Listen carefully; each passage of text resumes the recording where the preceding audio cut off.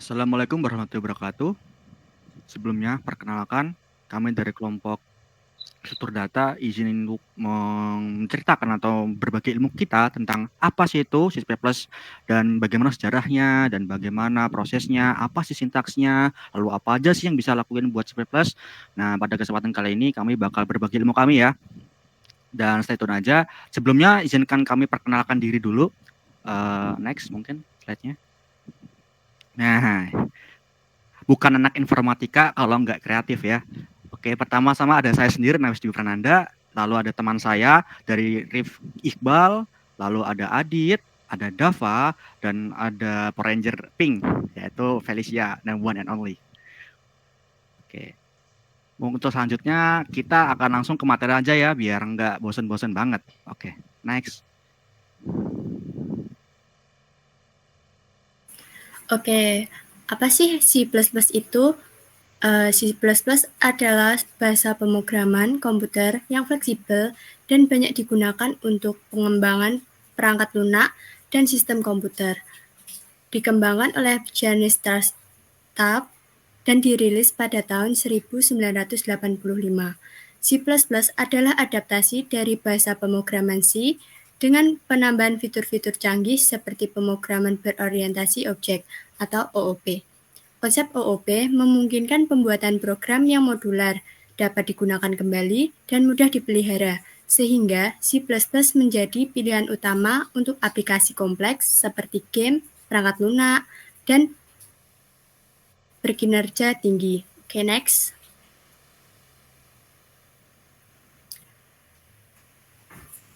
Pada bagian sejarah. Sejarah pemrograman C++ berawal dari perkembangan bahasa pemrograman yang dimulai pada tahun 1980-an. C++ adalah bahasa pemrograman yang dikembangkan oleh Janis Straub di Bell Laboratories, sekarang bagian dari Lucent Technology. Berikut adalah garis besar sejarah C++. Pada awal mulanya pada tahun 1979, Janis Straub mulai mengembangkan C with classes yang menjadi dasar C++.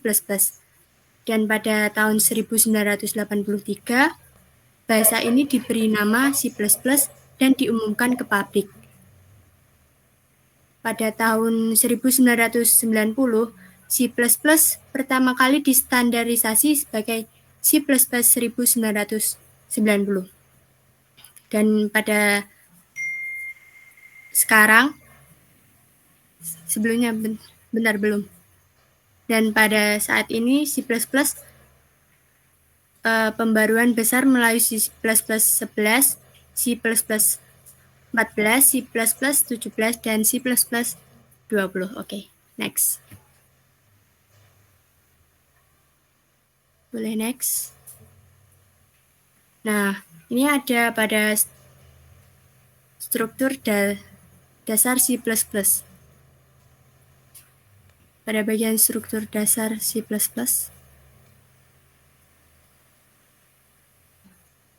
boleh kembali ke struktur dasar.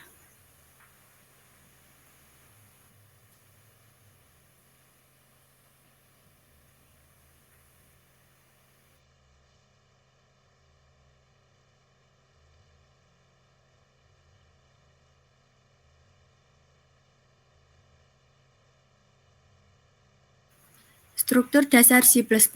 C++ adalah statically type, artinya tipe variabel harus dideklarasikan saat kompilasi. Yang kedua ada menggunakan curly brace untuk menandai blok kode. Yang ketiga ada setiap program C++ minimal memiliki fungsi main sebagai titik awal eksekusi. Dan yang keempat, menggunakan header file atau include untuk mengakses pustaka standar atau buatan sendiri. Dan yang terakhir, mendukung komentar dalam dua bentuk. Yang pertama untuk satu baris, dan yang kedua untuk berkomentar multibaris. Oke, selanjutnya akan dijelaskan oleh teman saya.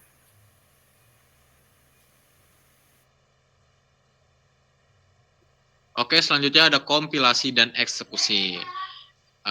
Apa itu kompilasi dan eksekusi? C++ adalah bahasa kompilasi dan eksekusi. C++ itu adalah bahasa compiler, membutuhkan compiler seperti GCC, Clang atau MSVC. Yang kedua itu proses eksekusi. Proses eksekusi ini terjadi, yang pertama tuh pre-processing, selanjutnya compiling, setelah compiling ada assembling, setelah assembling ada linking, dan yang terakhir ada executing. Terus kompilasi dan eksekusi ini yang ketiga mendukung linking dengan pustaka eksternal atau static and dynamic library.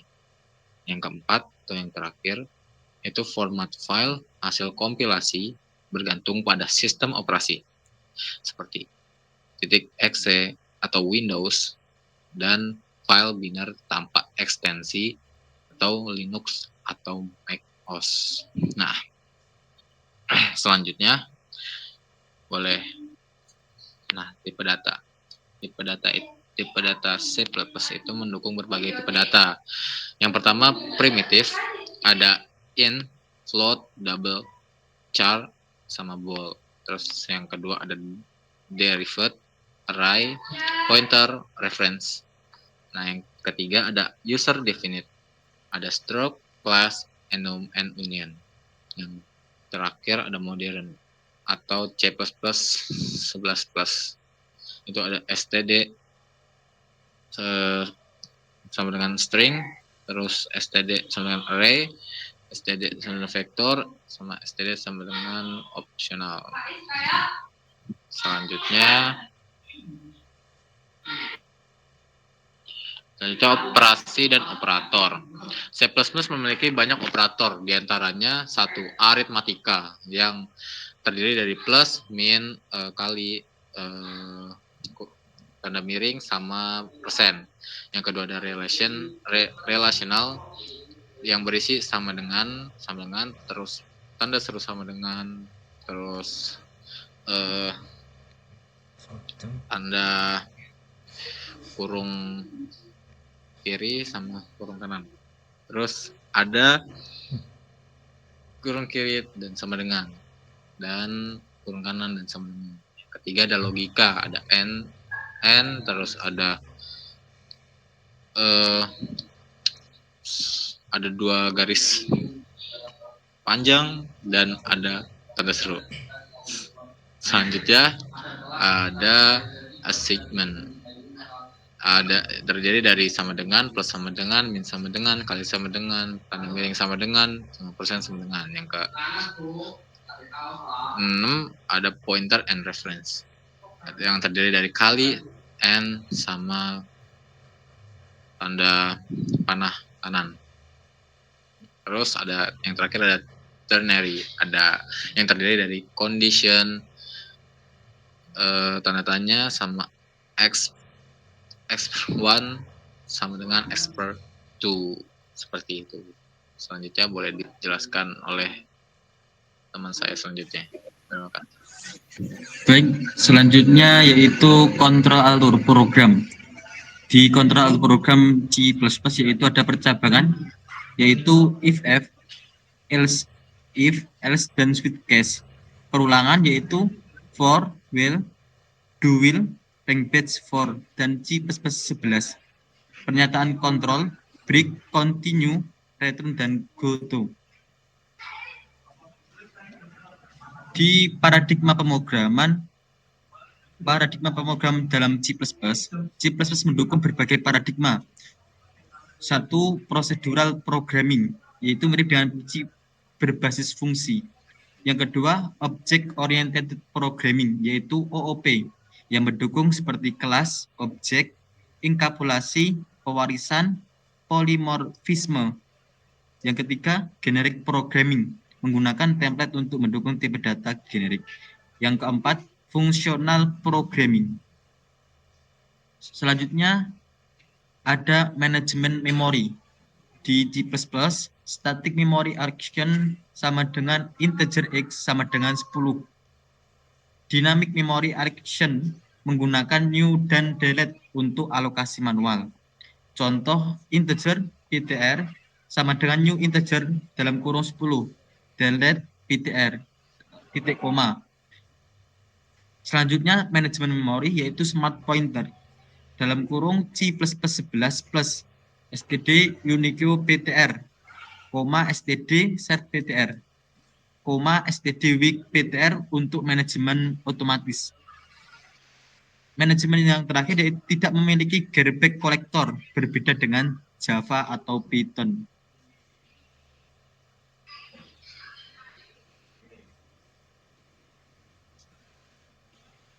Mungkin boleh next. Baik, selanjutnya yaitu standar template library. Standar library adalah pustaka bawaan C++ yang menyediakan yang pertama container, terdiri dari vektor, list, dequeue, set, map, unordered map. Yang kedua yaitu iterator untuk transversal elemen. Yang ketiga yaitu algoritma yang yaitu sort, find, accumulate, dan for each. Yang keempat yaitu function object, std function lambda. Yang kelima yaitu function overloading, memiliki fungsi dengan nama yang sama tetapi parameter yang berbeda. Yang keenam yaitu operator overloading, di mana operator bisa diubah perilakunya. Yang ketujuh namespace, menggunakan namespace untuk menghindari konflik nama. Yang kedelapan exception handling, menggunakan try, catch, dan throw untuk menangani error runtime.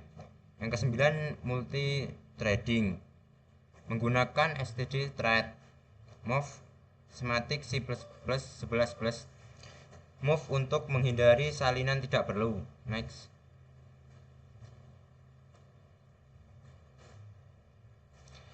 Versi standar C++. Yang pertama yaitu C++ 98, diciptakan di tahun 1998, versi standar pertama.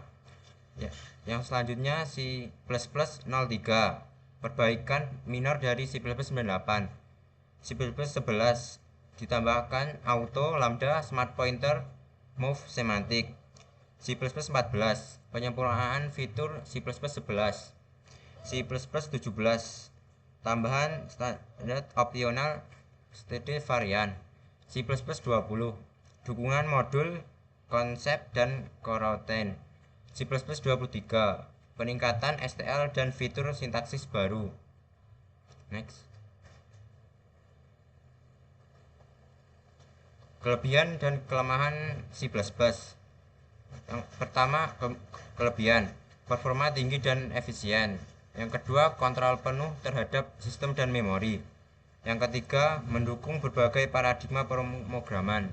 Yang keempat, digunakan dalam pengembangan OS, game, embedded system, AI, blockchain. Kelemahan dari C++. Yang pertama, kurva belajar tinggi. Yang kedua, manajemen memori manual bisa menyebabkan memori leak.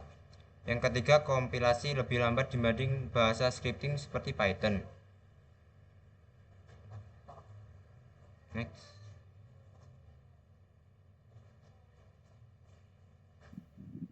Oke, tadi udah dengar ya sejarah-sejarahnya, lalu dari apa sih sintaks-sintaksnya juga, apa sih gimana, apa aja barisan kode yang bisa dipakai seperti tambah, kurang, logika, boolean, double, and whatever is that. Itu kita bisa lihat tadi, saya jelaskan ke teman-teman kita. Lalu apa aja sih pertanyaannya penggunaan C++? Seperti penerapannya di mana aja gitu.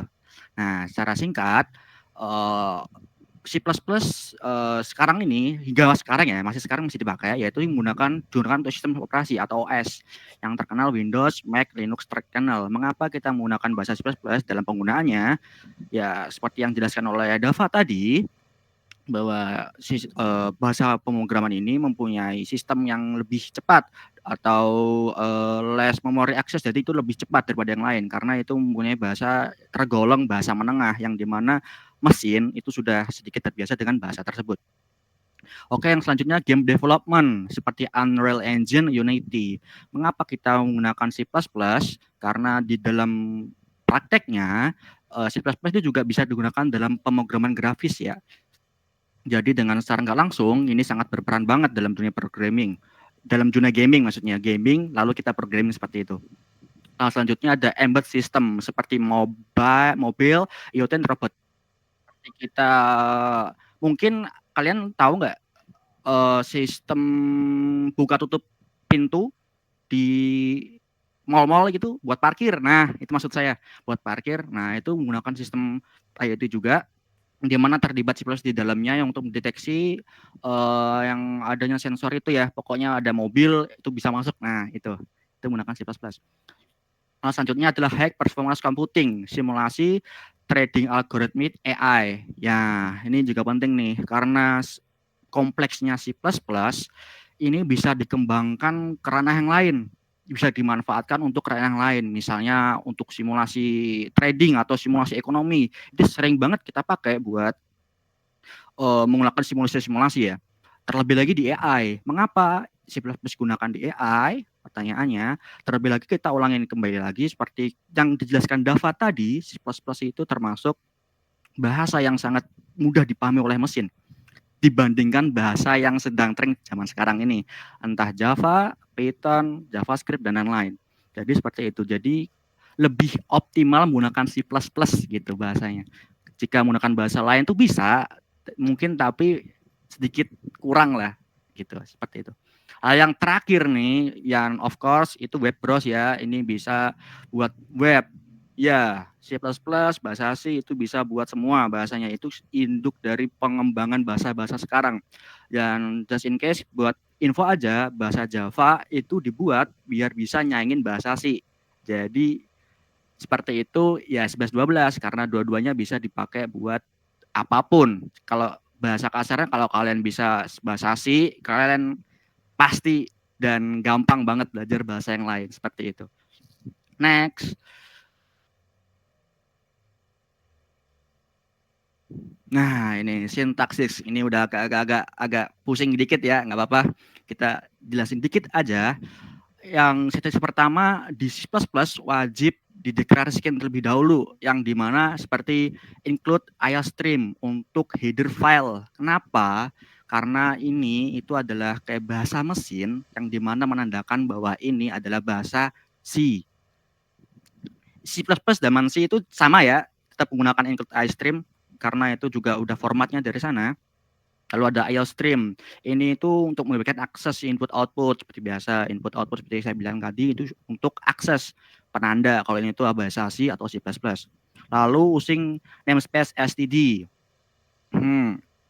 Nah, ini tuh fungsinya biar kalian bisa pakai banyak-banyak fungsi seperti yang dijelaskan Adit tadi.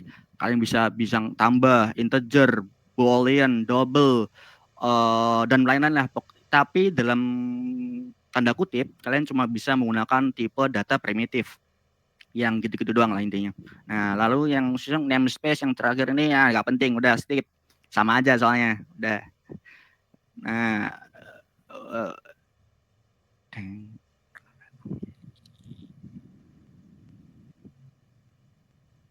next. Apakah udah sih next? Nah, dan ini kurung kurawal ya yang jelaskan yang seperti di ini habis integer main. Itu ada kurung kelawar satu di atas satu di bawah. Itu fungsinya apa sih? Nah, itu fungsinya buat nutup code ya. Jadi yang dibaca atau yang bakal dieksekut itu di situ, di bagian blok situ aja. Jadi itu yang di-execute cuma di bagian antara kurung kurawal itu. Lalu semikolon atau titik koma. Nah, ini yang paling penting ya. Kalau kalian belajar ini sedikit ngeribetin ya. Kenapa? Karena ini ya adalah kayak pintu. Go code ini bisa dijalin atau enggak, titik koma. Seperti bahasa Java, C, C++, C# itu wajib titik koma. Setahu saya juga iya. Kalau yang lain seperti Python nggak perlu ya, karena bukan tipe yang sensitif. Kalau Java, C++ itu sensitif banget. Titik koma pun pengaruh bahasanya gitu. Jadi kalian mungkin pas tiba-tiba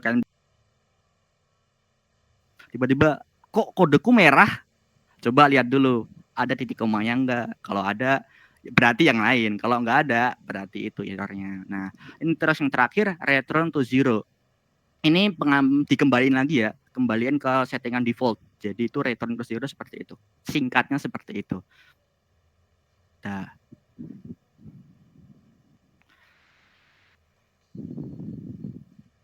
Next. Nah, udah nih. Semoga dengan kita udah berbagi ilmu, semoga bermanfaat buat kalian. Dan maaf juga kalau semisal saya atau teman-teman saya ada salah kata. Tuh lihat Adit udah senyum-senyum, dia udah bahagia banget. Oke. Wassalamualaikum warahmatullahi wabarakatuh.